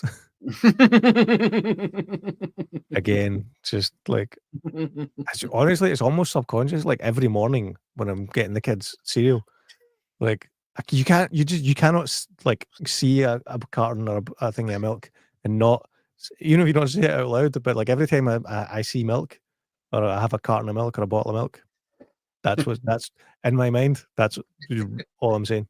It's odd how films do that, isn't it? Milk was a bad choice. The network is picking up the feed. I want a shot of that panda being born. No love for Casa de mi Padre. Nope, none at all. I watched it and it was utter crap. What is that? What am I missing? So that's the one where it's Spanish language. Oh, the Spanish film he did, but he doesn't speak Spanish. So he learned these lines phonetically. Yes. That's an example of like that's an SNL skit that shouldn't be made into a movie, but they made it. That's a 3-minute SNL skit, not a 90-minute movie. But they made that a 90-minute movie, and it didn't need to be that long at all. No. Yes, apparently back in '84 they wanted a 15 for the return. It was almost cut to get one, but eventually released uncut as an 18. There you go. Because I remember seeing the trailer for Terminator in the cinema when I was probably there for the Muppet movie or something. But then it was odd what they put. They didn't have such restrictions back then. That's interesting marketing. It scared the bejesus out of me because it was like done like a proper horror trailer back then. He will not stop. I haven't heard of more from him. Sorry, yes, that was in the trivia. That monologue monologue that Michael Biehn does in the car, you know, that you just said there, that, you know, it will not stop ever. Like, I don't think he gets nearly enough credit for how good he is in that movie. Like, because you totally buy everything he says. Like, if his performance in Terminator isn't as good as it is, the movie doesn't work because you don't buy it at all. But you totally buy everything he says, and especially that monologue in the car that Michael Biehn does in Terminator. Like, I used to know it word for word, but I can't remember anymore. But it was like he's brilliant in that movie. Yes, like, I don't think he gets enough credit for the success of Terminator, to be honest. No, that is very true. But since then, that bit of quote has been turned into memes. Like, someone will say it then, talking about toddlers. Yeah. I've seen plenty of them where it's just literally the video shot of that, and then it cuts to like the puppy or the toddler, or, you know. Allegedly, yes, OJ was almost allegedly. I don't know if it's been proved, but yeah. No, it's true. So James Cameron's talked about it on more than one documentary. He even did a drawing, a mock-up. It's on, like, it'll be online. It's on some of the DVD special features for Terminator. There's mock-ups of OJ as the Terminator. There's mock-ups of Lance Henriksen as the Terminator. I would have liked to see Lance as the Terminator, blending into the crowd as he's supposed to be. Yeah. There's a brilliant.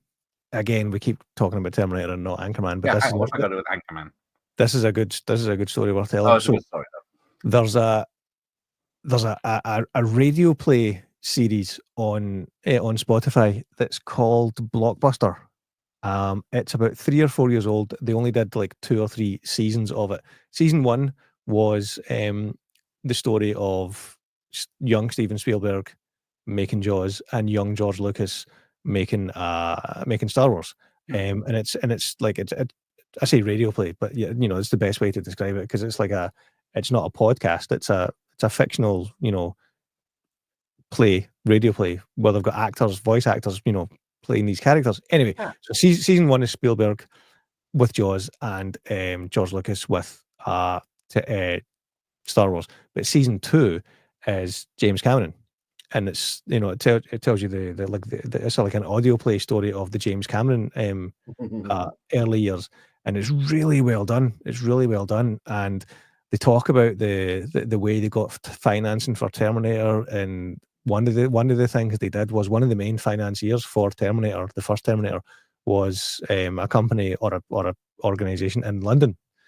So James Cameron, Gay Lanhard, and Lance Henriksen flew to London for this meeting, but they had Lance Henriksen in Terminator makeup, and they staged this thing where it was only James Cameron and Gay Lanhard that went into the meeting first of all, and then like 5 minutes into the meeting, Lance Henriksen with, like, you know, Terminator makeup on kicks the door down and just starts scaring the shit out of everyone for a minute or two. And then, you know, they come clean and explain what they were doing, and this is Lance, he's going to play the Terminator, blah blah blah blah blah. So that's like, if you're a fan of James Cameron, of behind the scenes of like the early days of the 80s and 70s and 80s, you know, movie auteurs like Spielberg, George Lucas, James Cameron, it's a series called Blockbuster. You can get it on Spotify. It is brilliant. It's one of those ones where I can't remember how I stumbled across it, but I'd ran out of podcasts to listen to. I'd ran out of podcasts to listen to on drives for work. Like, whenever I've got a drive for work that's more than like 40 minutes, you know, I'll always put a podcast on. Usually it will be something like the Empire podcast, or, you know, one of the popular podcasts. But I'd ran out of episodes, and that had somehow found its way to my feed. And so I started listening to that, and then I just got hooked on that. So that's all I would listen to in the car for, like, you know, about 2 or 3 weeks. It's really well done. It's about 3 or 4 years old. They didn't do a season 3. I would imagine it was just too expensive, and they weren't getting enough of a return.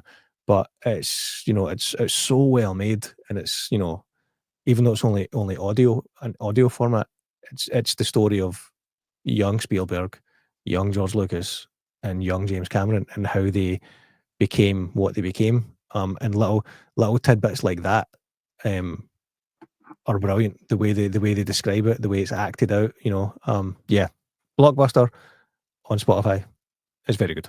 There you go. I have seen George Lucas in Love, which is that. Yeah. That's not good. That's not good. But Blockbuster is good. There is not much trivia about Anchorman. Despite the fact they had about 20 hours of film to make, there is very little trivia. But I love this bit where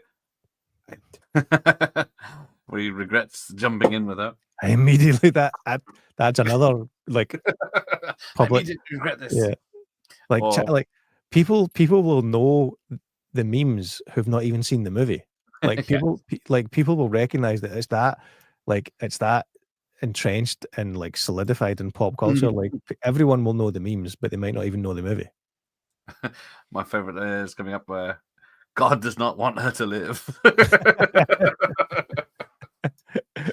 This is hard. I'm in a pickle. Yeah, here he goes. I know it sounds harsh, but God does not want her to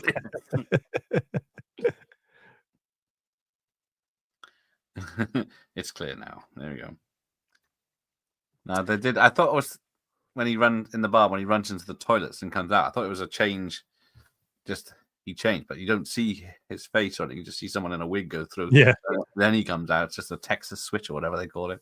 It's movie magic, my man. It's movie magic. It is. Look at that. Saved a fortune on the budget. The beds are massive. They looked a lot smaller from up there.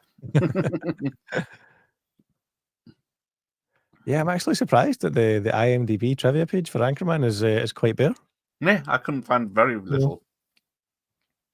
Normally with a big film, there's loads. Yeah. This is a comedy. So the alternate version, I'm trying to remember the things that I seen in that the Wake Up Ron Burgundy.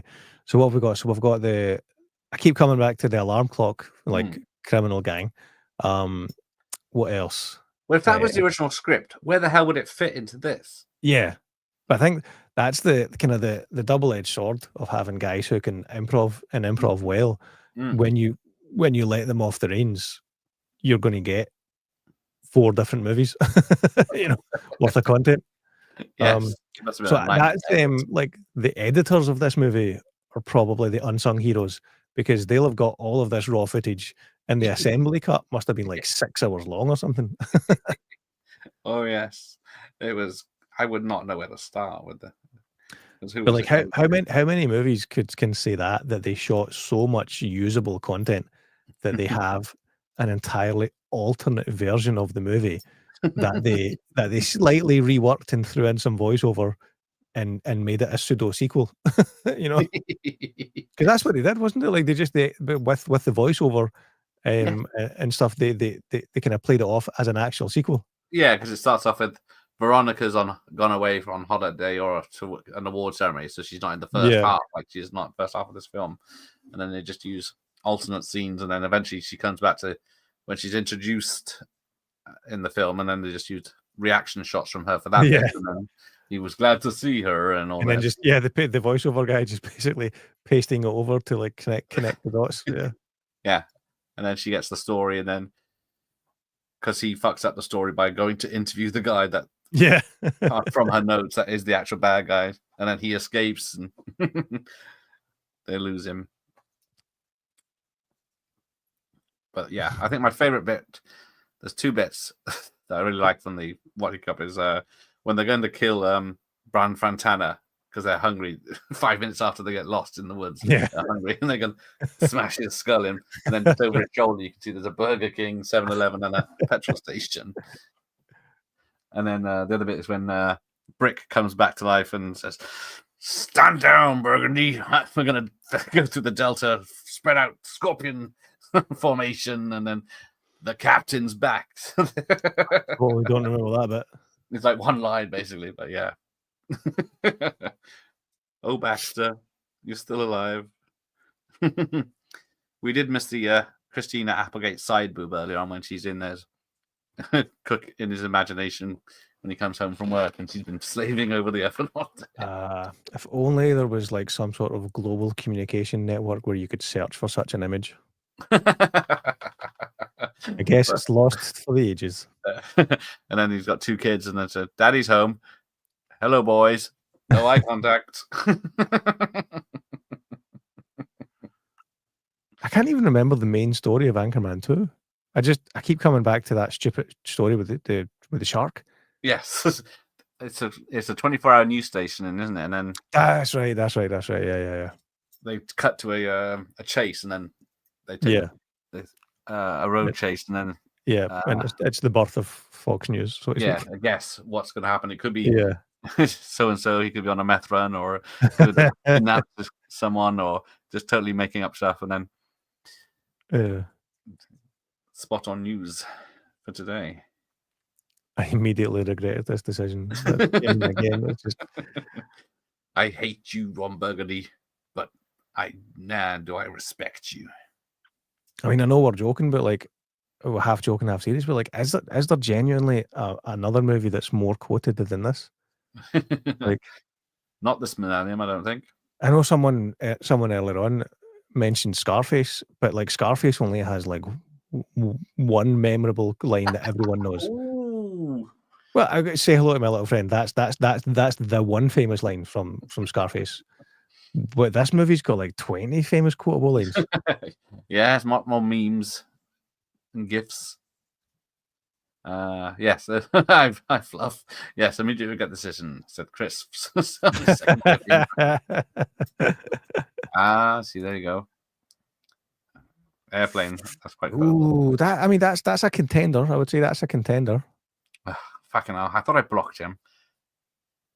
But yes, he's hinting to the fact we're doing a return to Salem's Lot with Tara Reid on Saturday night, unfortunately, with him. Oh, Tombstone. Yes, I'll be your Huckleberry.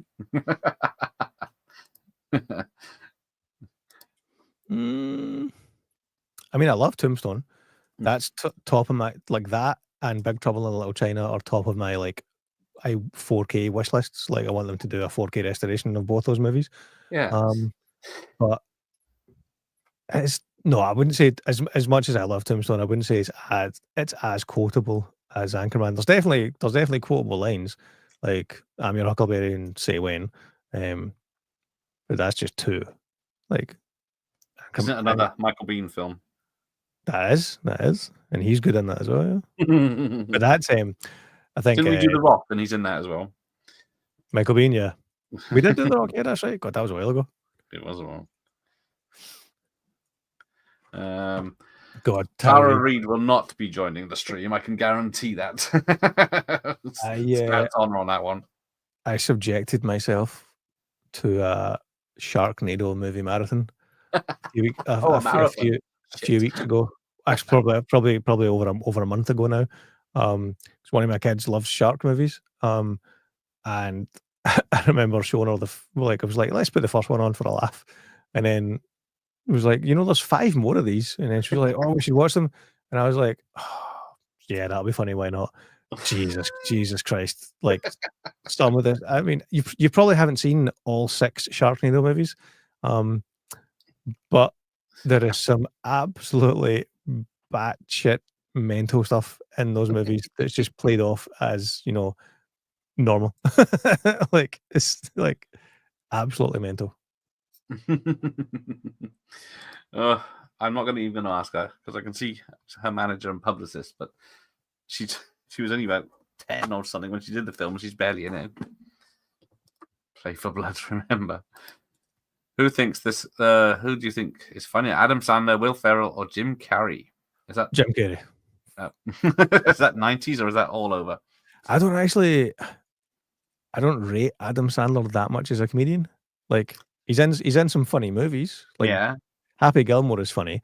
Billy Madison is funny.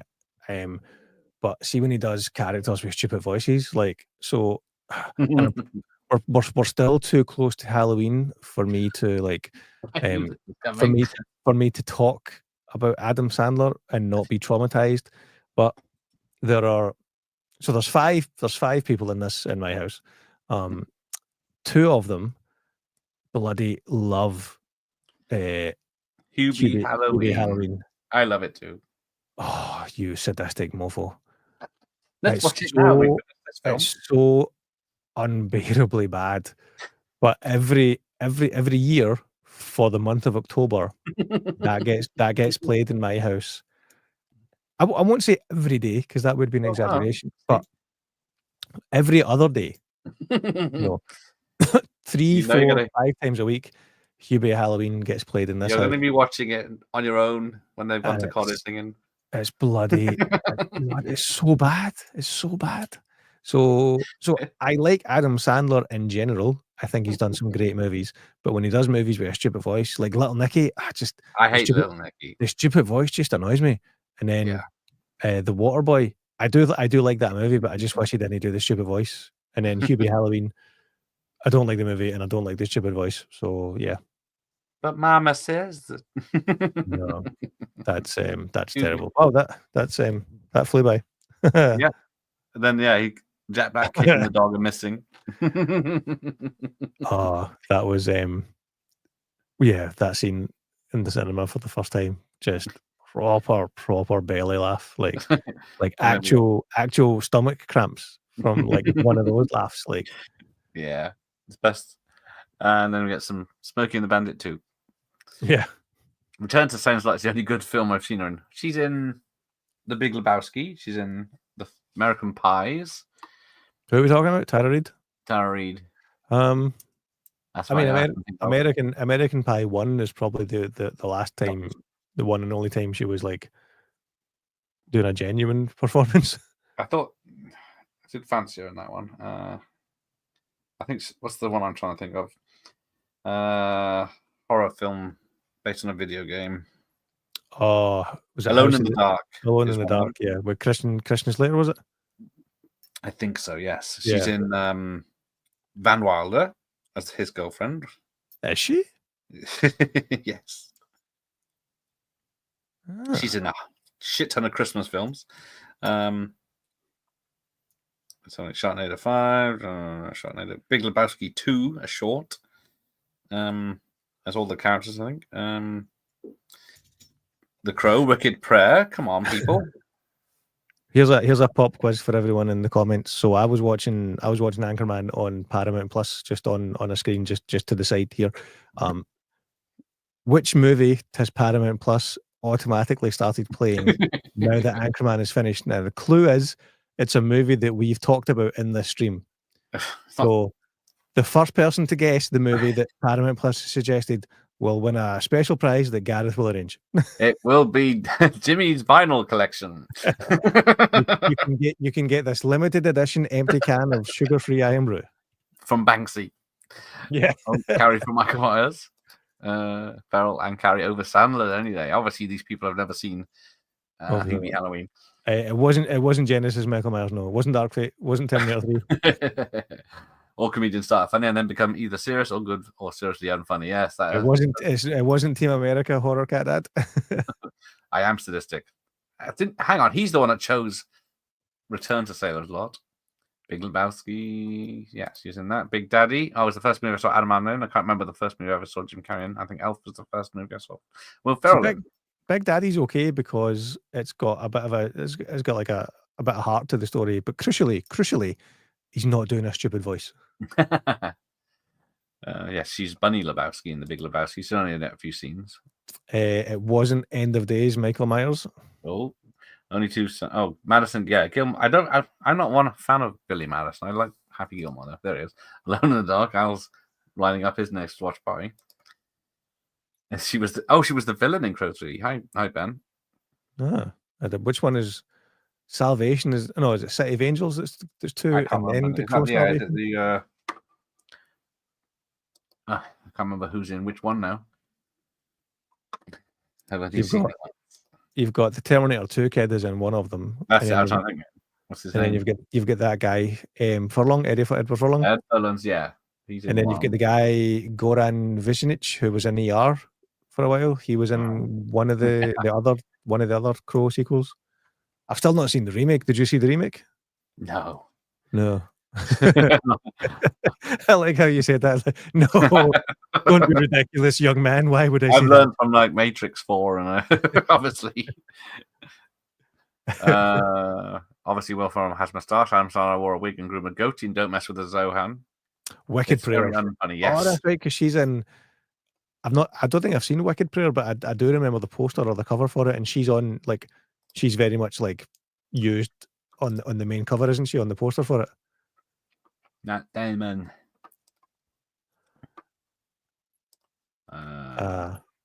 Okay, the credits are finished. No one wins the prize. I'll tell you. Exactly. So He keeps the final collection. The movie that Paramount Plus decided to start playing after Anchorman 1 finished was... Come on, Tarrant. Zoolander 2. Oh, that makes perfect sense. Yeah. Not Anchorman 2. That would make far too much sense. The algorithm decided to show me Zoolander 2. Do they do Paramount own Zoolander 2? Yep. Anchorman 2. Yeah, they do, yeah. I think they do, yeah. Yeah, that makes total stupid algorithm. Yeah. So there you go. Zoolander 2. That was what they gave us. That flew by. Ian. Yeah, it's barely an hour and a half, isn't it? Yeah. So, but yeah, 20 years later, it still holds up as joint first best comedy of all time.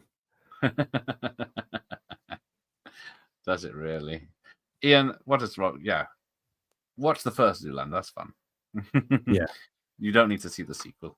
Unless you want to see Justin Bieber shot to shit. That's literally, I literally just closed the screen, but that's the shot that it was on. It was he's lying on the floor doing his selfie as he's dying. That's literally that's literally the shot I closed the window on. I think. Oh no, it's not Blue Steel. It looks like Blue Steel, but it's one of those. It's called something else. Latigra Magnum. Yeah, it's not Magnum. It's like an old one. That's what the clue is in the film. Trying to think of something else then, but I forgot what it is. The Angel and Buffy guy and Tara. Oh, David Boreanaz. Yeah, he was in The Crow. He was the bad guy, wasn't he? Oh yeah, she was his girlfriend. Yeah, I think the only sequel Crow film I saw was City of Angels, which I think was the first sequel. I think it is, and it's the one that's not bad. It was edited to shit because they made the film. It was completely unlike the first Crow. So the studio, I think it was the bad guys, whatever they were from New World or whatever it is, New World, and then they edited it to be exactly the same as the first Crow. Right. Yeah. So there's another cut out there somehow. And that always works when the studio wants to edit it to make a different movie.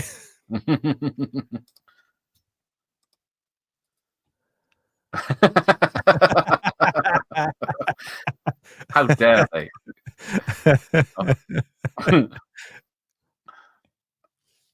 Oh yes, I think I saw Bedtime Stories once. Yeah, again, Zohan is a funny movie, but just the stupid voice he does just puts me off. The Yellow Power Ranger. And on that bombshell, we'll say goodnight. Yeah, the Yellow Power Ranger guy. Well, thanks for watching our Terminator ranking video, guys. Yes, only 2 hours, but we got there in the end. Wait, did you decide on a ranking? Yeah, I think I had Dark Fate at the end. Yeah, but you didn't decide on the middle three. I couldn't. Well, Genesis at 3, I think.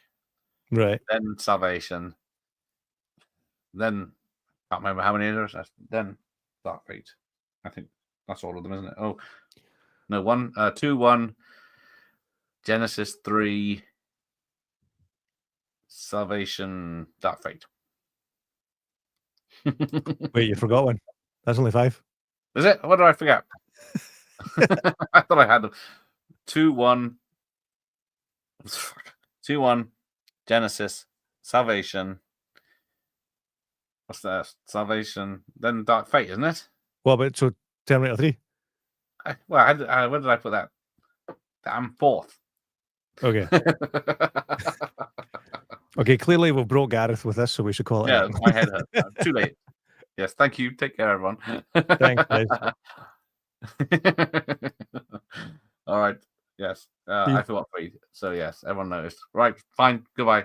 See you tomorrow night in the video store for 80s comedies. or whatever it is. Good night. I'm going home.